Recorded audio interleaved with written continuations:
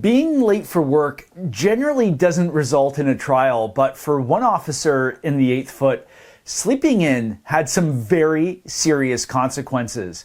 And what's more, 6 of the people involved would be dead in the next few years, and one would go insane.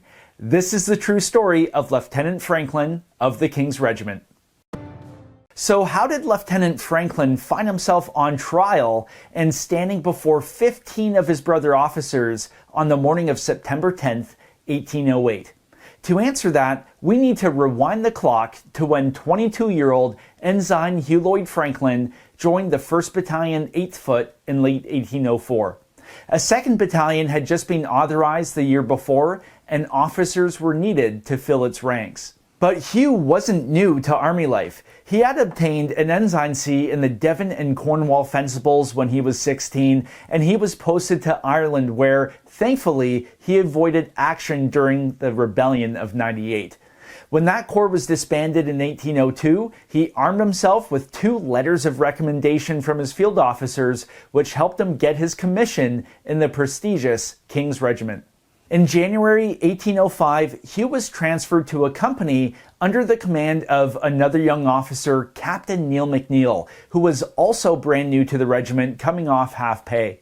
Later that year, Hugh's 1st Battalion was ordered to embark for active service on the continent, but now Lieutenant Franklin was instead transferred to the 2nd Battalion to aid in its recruiting efforts. The regiment at this time was relying heavily on volunteers from the militia to fill the ranks of the new 2nd Battalion, and given Hugh's fencible background, he was the perfect man for the job. Hugh spent the following year recruiting and missed the 1st Battalion embarking for the bombardment of Copenhagen in 1807. But when the 1st Battalion returned home to Portsmouth in November that year, he undertook a 216-mile cross-country journey from Chester to Portsmouth to deliver a detachment from the 2nd Battalion to augment the ranks of the 1st. But the Kings were not to be home for long. Tensions with the United States had been rising since June the previous year when the HMS Leopard had fired upon and boarded the USS Chesapeake in search of deserters. Concerned about a possible war, in January 1808, the government decided to send Sir George Prevost to assume command of Nova Scotia, sending with him the 8th, 7th or Royal Fusiliers, 23rd or Royal Welsh, and 13th Foot. Before embarking, the 1st Battalion was reorganized for active service, and Lieutenant Franklin was posted to Captain Goldicutt's Light Company. February the 9th, all was ready and the ships were waiting for a fair wind, and finally set sail on February 13th. The 13th Foot went directly to Bermuda, while the 8th, 7th, and 23rd reached Halifax in April. This was a massive influx of regular troops to the little town of Halifax. The regiment was originally quartered in the South Barracks, 2.5-story buildings recently built in 1802. But space was at a premium, and the 8th Foot soon exchanged their barracks for canvas tents. In late August, Sir George received orders to prepare his men for battle, and on August 24th, Prevost replied to the government that in 3 weeks' time, he would have the 7th, 8th, 23rd, and the artillery in a state of perfect readiness. And field days were a big part of preparing the men. Generally a weekly occurrence falling on Mondays, field days gave the regiments a chance to practice operating in the field as a brigade. This was not only beneficial for the men, but also the regimental, field, and general officers like Brigadier General Howden, who was new to commanding a brigade. Now, the 7th Fusiliers weren't totally unknown to the King's Regiment. Both regiments had been brigaded together during the expedition to Copenhagen in 1807. But action was coming, and Prevost knew the men needed to be ready. So just 2 days after Prevost's response to his order, an extra field day for the 8th Foot and the 7th Fusiliers was ordered for Friday, August 26th at 6:30 in the morning. And that brings us to that fateful day. Lieutenant Franklin was woken by his servant, Patrick Keenan. Still half asleep, Franklin heard the drum beating and asked Keenan what it was for. "A field day, sir," was the reply. Panic set in. He had no idea a field day was scheduled, and he was obviously very, very late. Quickly getting out of bed, Franklin started dressing while the drums and fifes continued to beat. Outside his tent was the bustle of men forming, and soon after, the bugle sounded the officer's call. Franklin burst out of his tent in haste, and you can imagine the panic he experienced when he saw his company just 20 yards from reaching the regimental parade. It was here that he was intercepted by Sergeant John Webb, who told him that Major Maxwell, the commanding officer, had ordered him and the other subalterns placed under arrest. The panic quickly transformed into despair. Distraught, Hugh quickly found his company commander, Captain Goldicott, and told him he had not seen the orders and he was not warned for a field day. The advice Goldicott gave him was to go and speak with Major Maxwell and explain the situation. Many of the officers were now on parade, waiting for the companies to finish falling into column. Maxwell was mounted and halted his horse as Hugh approached. Sir, I'm not at fault," said Hugh. "I did not see the orders." But Maxwell was having none of it. It wasn't just Lieutenant Franklin who had been late. None of the company's subalterns had shown up for inspection. Duty had been neglected, the regiment was late, and to make matters even worse, the man commanding the brigade was the former regimental commanding officer, Brigadier General Houghton. Pride and efficiency were at stake. Maxwell ordered Hugh to his tent under arrest. Franklin spun around on his heels, and as he did so, he exclaimed, "With all my heart." "With all your heart, sir," replied Maxwell, who then called to the second major, Peter Roberton, to observe Lieutenant Franklin's disrespectful manner. If this public embarrassment wasn't enough, things were about to get a whole lot worse. But to understand exactly what happened, we need to explore three things. The first, how a regiment formed up. Second, the duties of a subaltern like Lieutenant Franklin. And third, how orders were circulated in a regiment. And Lieutenant Franklin's court-martial sheds light on how regiments altered their daily operations depending on the situation.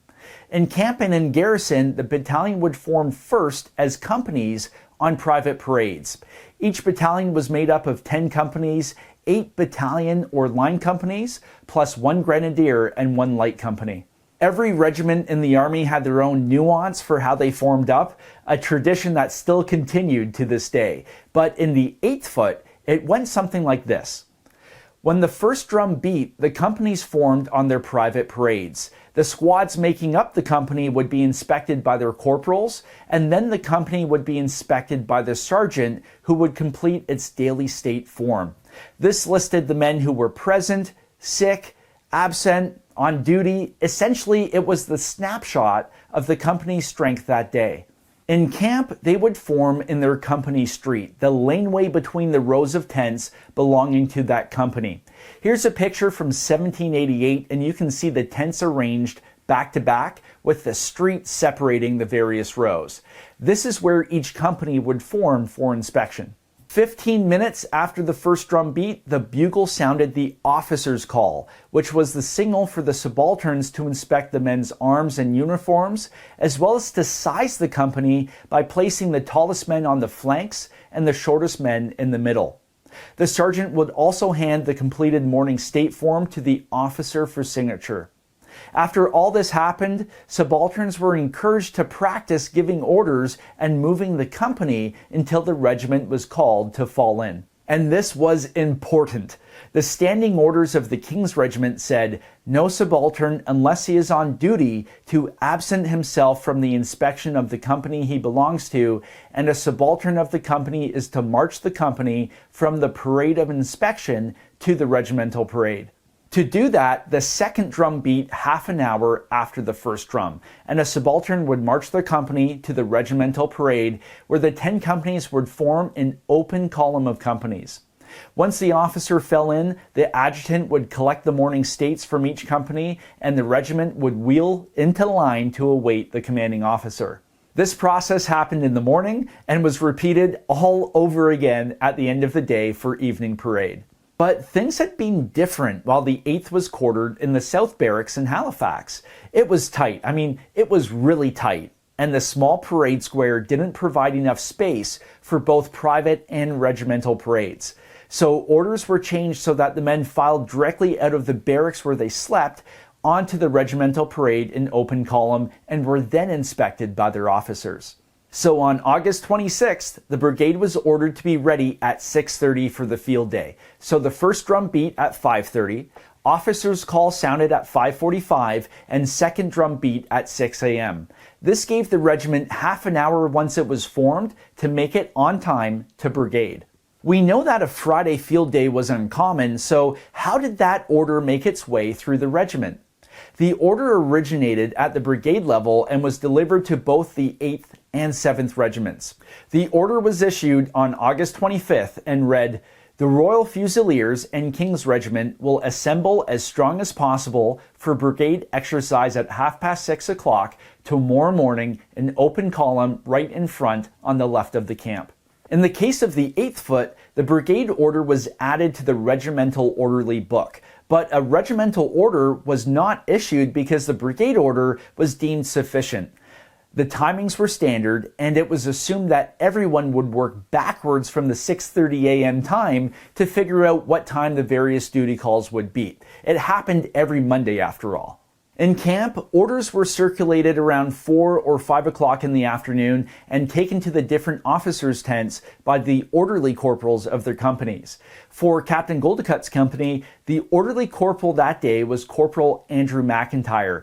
He was the man responsible for getting the brigade order to Captain Goldicut and the company's 3 subalterns, Lieutenants Franklin and Barstow and Ensign Kenny. McIntyre went to Lieutenant Franklin's tent that afternoon, but could not find him, and he went to evening parade. Lieutenant Franklin does not seem to have been present because after the parade, McIntyre went back to his tent and met Keenan, his servant, who told him his master was not in. Here, testimonies contradict as to where the orders were to have been left in his absence. Regardless, Franklin did not see the orders. And after being ordered by Major Maxwell to go to his tent under arrest, Hugh spent 3 long days confined to his tent. Major Roberton, the second major, came to visit him as a friend, and on the morning of August 28th, Maxwell finally ordered Franklin to be released. But Hugh felt that he had been wrongfully singled out. From his point of view, he had never seen the orders, he felt singled out when other officers were at fault for being late, and none of his former company commanders, McNeil, Goldicut, nor Maxwell himself, had had previous occasion to find fault with him. And Hugh likely felt a sense of familiarity when he wrote a letter to Brigadier General Howden, since he had commanded the regiment only 8 months earlier. And in that letter, Franklin added that Major Maxwell threatened him publicly by saying, "I'll hearts you, I'll break your hearts." That definitely was not a good idea. 4 charges were preferred against him. The first, neglect of duty for not attending the inspection of his company. The second, for highly disrespectful conduct to his commanding officer, to the prejudice of good order and military discipline. The third, for making a misrepresentation not only of his own conduct, but also that of his commanding officer in a letter addressed to the Brigadier General. And the fourth, for making a frivolous appeal against the conduct of his commanding officer to Brigadier General Howden. The court-martial assembled on September 10th, 1808. Brigadier General Howden was its president, and it was composed of a lieutenant colonel from both the Royal Artillery and the 7th Fusiliers, a major from both the 23rd and the 7th, 10 captains drawn from the 8th, 7th, 23rd, and the Royal Artillery, 15 officers in all.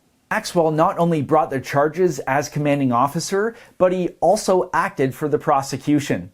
Maxwell told the court how he had found a sergeant ready to march Captain Goldicut's company to the regimental parade without ever having been inspected by an officer, prompting him to find fault with Captain Goldicut and ordering the arrest of all the subalterns of that company. Now remember, there were 3 subalterns in the company. Ensign Kenny was on duty that day, so that left Lieutenant Barstow absent along with Franklin. And Barstow had approached Maxwell after the incident with Franklin, but he took a very different approach. He said he was extremely sorry and he hoped Maxwell would forgive him. The major told Barstow to return to his duty, and he hoped he should not have occasion to find fault with him again. The trial was straightforward. Witnesses included Captain Goldicott, McNeil, the adjutant Peter Moyle, and the former adjutant Thomas Miller, along with Sergeant Webb and Private Keenan. That Franklin missed his company inspection was obvious. He tried to excuse his absence with the fact that field days had traditionally been held on Mondays and that a Friday field day was out of the ordinary. He also tried to rely on the fact that while the men had been in barracks, they had been inspected only after they had formed in column. Hugh also pointed out rightly he had never seen the orders, and indeed his servant takes a lot of the blame here, but any officer having been absent for orders was to inquire as to what orders had been given in their absence. Franklin also suggested his comment, "with all my heart," was directed at Captain Goldicott, but witnesses stated Maxwell was closer and that it was said loud enough for a number of people to hear on parade. Importantly, none of the witnesses testified to hearing Maxwell say anything but, "with all your heart, sir," very unlike what Franklin asserted in his letter to Howden. In the end, Hugh was found guilty on all charges and suspended from rank and pay for 6 months.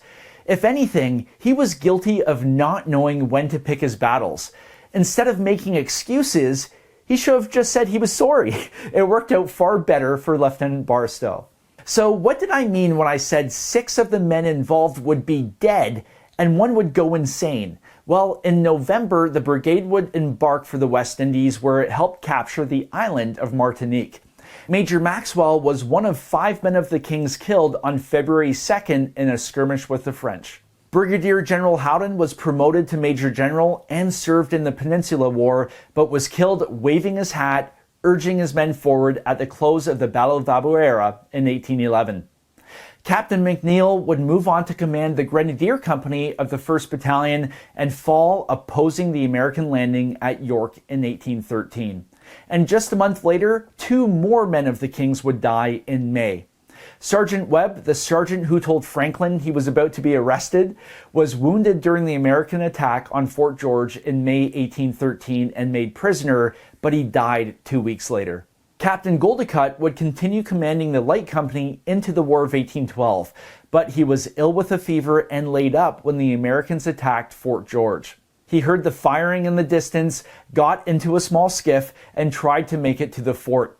He made a short stop on the way, and he was out of his mind with fever. He tried to drown himself, and when that didn't work, he threw himself out of a second-story window and died shortly after. Lieutenant Barstow, who avoided Maxwell's displeasure just by saying sorry, well, he was shot through the heart while rallying unsteady troops, not the King's, at No. 2 Battery during an American sortie at Fort Erie in September 1814.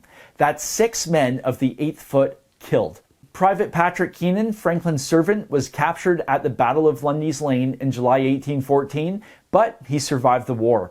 Lieutenant Thomas Miller, the former adjutant, he was examined by a medical board a few years later, and he was declared insane and sent home to the regimental depot. And Lieutenant Hugh Lloyd Franklin had suffered a public embarrassment. After his 6 months of suspension, he obtained leave to go back to England and transferred into the 14th Foot, where he would serve until going on half pay in 1822. He survived. I'm Seth. If you want to uncover more stories from the archives of the 8th Foot, hit subscribe. I'll see you in the next chapter.